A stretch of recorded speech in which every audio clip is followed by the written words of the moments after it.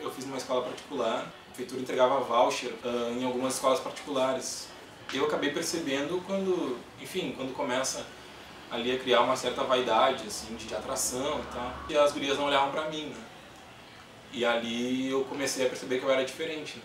E aquela época da minha vida eu lembro que o meu desejo era acordar no outro dia e não ser negro, né? E o meu empoderamento, assim como negro, veio lá pelo final do ensino fundamental, quando eu comecei a ouvir Racionais. Ali eu comecei a me empoderar como negro e me afirmar, assim.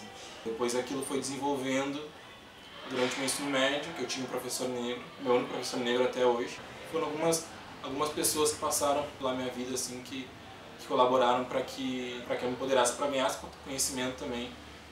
Eu acho que a gente cria a nossa identidade a partir do momento que a gente entra em convivência com outras pessoas. E eu sempre estudei em escola particular, no ensino fundamental, e é engraçado, mais ou menos de uns 250 alunos, eu era da escola inteira o único negro, ou seja, todas as outras pessoas eram brancas, de classe média, então eu não tinha nenhum professor negro. Isso faz com que tu se questione, pô, será que os negros têm condições de estar aqui nesse ambiente que é uma escola, uma das melhores escolas de Bento Gonçalves? Eu comecei a me afirmar mais como negro dentro da universidade, mas também tive de querer se tornar branco de um dia para o outro, já passou pela minha cabeça, mas como o Thales brinca comigo, de cumprimentar e dizer, e aí, continua negro? Daí, tipo, claro, né? Não tem como mudar esse tipo de coisa. Sempre negro, sempre negro. Então, mas é uma questão de ver as coisas de modo diferente. O negro é muito tratado assim, é uma pessoa, assim, né? O índio, o negro. Os negros foram escravizados porque os negros aceitavam a escravidão, coisa do tipo. E o índio não, era mais resistente, né? Tipo, enfim, esses clichês assim que a gente aprende na escola e tu diz assim, como assim o negro, sabe? Os negros africanos que vieram pra cá, escravizados, vieram de vários lugares da África, né? Eles não vieram nem de um lugar para tu identificar como eles vindo só de uma cultura, sabe? Ainda mais um continente tão plural quanto é o continente africano. Apesar de ter a lei que obriga o ensino da história africana contemporânea, ela não acontece na prática, e o que é um problema também, né? Porque justamente isso, a tua perspectiva de tu como negro, ela não existe, né? A tua ancestralidade não é respeitada, né? A gente tem uma disciplina de relações internacionais da África. Nós estudamos, se eu não me engano, acho que um autor negro. Todos os outros que falavam de África ou eram africanos brancos, ou de europeus falando de África, ou de brasileiros, né, falando de África. Todos os acadêmicos brancos. O meu tema TCC agora é uma crítica a isso, assim. Eu estou usando 2 autores negros para discutir a relação Brasil-África. E eu acho que esse é o principal norte, assim, que eu acredito que as cotas elas podem tomar, sabe? E é colocar uma galera negra que também sente falta disso, que tem essa demanda de ler autores negros, de ler autoras negras, e a gente mesmo se colocar, né? Que eu costumo dizer que o aluno negro na universidade, ele tem um papel duplo, assim, dentro da universidade. Que além de ele ter que produzir academicamente e ter que deixar um legado acadêmico, ele tem que militar também na universidade. Esse tipo de coisa, na minha visão, só muda de baixo para cima, né?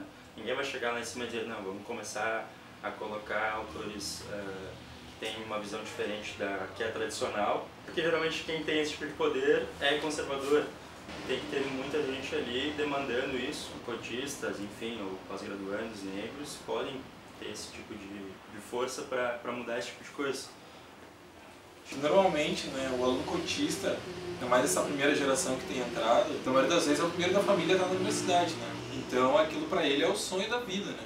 Cada dia que ele está entrando na sala de aula, ele está entrando com a família dele toda dentro, né? Não está entrando sozinho ali. E o aluno que não é cotista, ele já vem de um histórico de ensino superior, em sua maioria, né? No nosso curso, a gente no primeiro semestre já tem que ler texto em inglês, né? Ali tu começa a sentir que daí todos os teus colegas sabem falar inglês e tu não sabe, né? Tu tá num ambiente que tu sabe que tu tá num lugar onde não é teu, no caso. É teu de direito, né? Mas ele não é teu de identificação, assim, não identifica aquele lugar. E tu pensa, eu vou reclamar logo agora, primeiro semestre, eu vou falar que eu não sei ler inglês e tal, mas tipo, tô entrando em relações internacionais, a princípio tem que saber ler. Os alunos cotistas no começo eles têm uma dificuldade assim, né, inicial, assim, de ter aquele choque inicial de entrar. Por exemplo, eu trabalhei no meu ensino médio, né? Os colegas praticamente nenhum trabalhou, os que vêm de ensino privado trabalhando no ensino médio. E pra mim aquilo era comum, os meus amigos todos trabalharam no ensino médio. E então eu não tive tempo de me dedicar ao inglês, eu fui estudar inglês quando entrei na faculdade. Essa é outra questão assim que as cotas proporcionam, que é a divisão do capital cultural, né? Tu passa a ter acesso à educação de um lugar que antes não tinha. Tu vai poder te colocar em outra situação. Que apesar de todas as dificuldades que elas podem acontecer, tu está tendo acesso a espaço que é muito seletivo. E há uma valorização muito grande do aluno cotista em relação a isso, né? Tanto que para o aluno cotista desistir do curso, ele tem que, não sei se eu posso falar, mas ele tem que se fuder muito, assim, sabe? Porque ele não vai desistir de qualquer coisa, sabe? Tem que correr muito mais do que os teus colegas para conseguir basicamente o mesmo resultado que eles.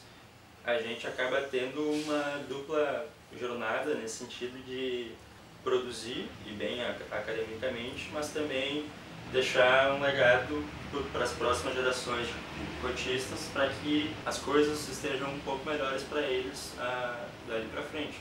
Quando eu estava esperando o resultado do vestibular, enfim, para ver onde é que eu tinha ficado e tal, eu queria muito ter entrado por acesso universal. Eu dizia pra mim, cara, eu quero muito entrar por acesso universal para dizer, pô, eu não preciso de cotas, né? É um pensamento que eu já não tenho hoje, né? E aí eu lembro que eu fiquei, sei lá, 1 ou 2 posições abaixo do acesso universal. O resultado foi o mesmo, mas eu pensava, pô, eu vou entrar lá, onde eu quero, mas meio assim, né? Porque eu ainda me questionava, assim, será que eu tenho o direito de estar lá? Todos os outros cotistas, não dá pra dizer que é cotista ou não, mas sendo negro, sendo cotista ou não, tu vai ser ainda o cotista. Muita gente pode te olhar e dizer, pô, tu não deveria estar aqui, ou pensar isso, né? Tu não tem como saber, a pessoa talvez não vai falar contigo, ou não vai falar isso pra ti. Antes de entrar, eu queria de alguma forma me diluir, mas isso era impossível, não tinha como. Isso não ia dar certo, podia passar universal que tu ia ser considerado cotista. Exatamente. O aluno não negro cotista, ele vai, em algum momento que ele achar, que ele sentir a vontade de dizer que ele é cotista, ele vai dizer, mas se ele quiser passar os 4, 5 anos da universidade sem dizer, ele pode entrar, se formar e ninguém vai saber que ele é cotista. O aluno negro ele não tem esse privilégio, né? Desde o começo ele vai ser apontado, ele vai ser procurado pelo movimento estudantil para se engajar, porque ele é o aluno negro, né? E todo coletivo estudantil quer uma pessoa negra para militar junto. Tu vai ser assediado por esses grupos também, uma forma de proximidade, mas também uma forma de se aproveitar também.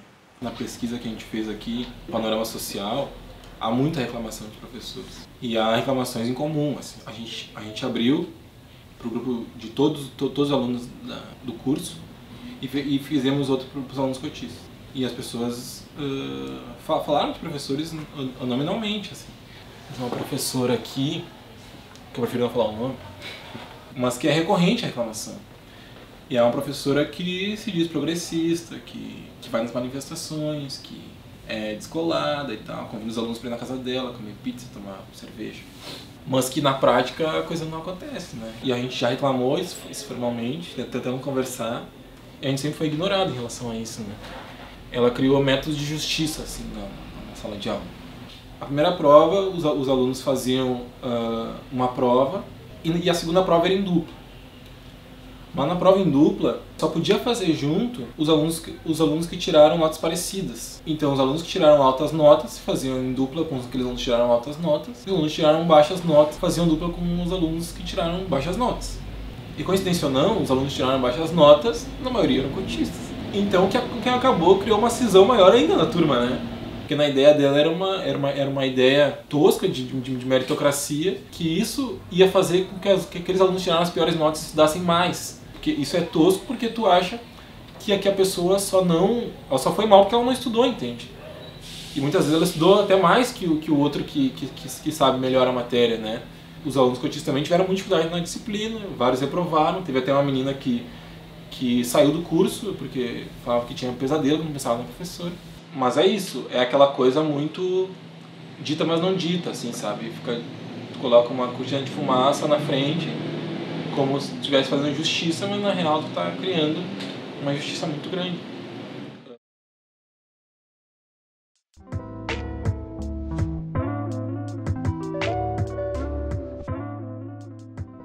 Eu só queria agradecer a oportunidade e dizer que o curso de RI, apesar de seus problemas, é muito bom e especificamente para os cotistas, enfim, esse lugar também é de vocês, né? Vocês conseguiram entrar nessa universidade, que é a melhor universidade federal do Brasil. Não, foi pelos méritos de vocês, né? Algumas pessoas podem questionar isso, né? A própria estrutura da universidade pode questionar isso, mas com certeza vocês vão encontrar, como eu encontrei, pessoas com as quais vocês podem se identificar e evoluir, e se formar e dar uma condição melhor para si mesmo e para aqueles para sua família, enfim, basicamente isso.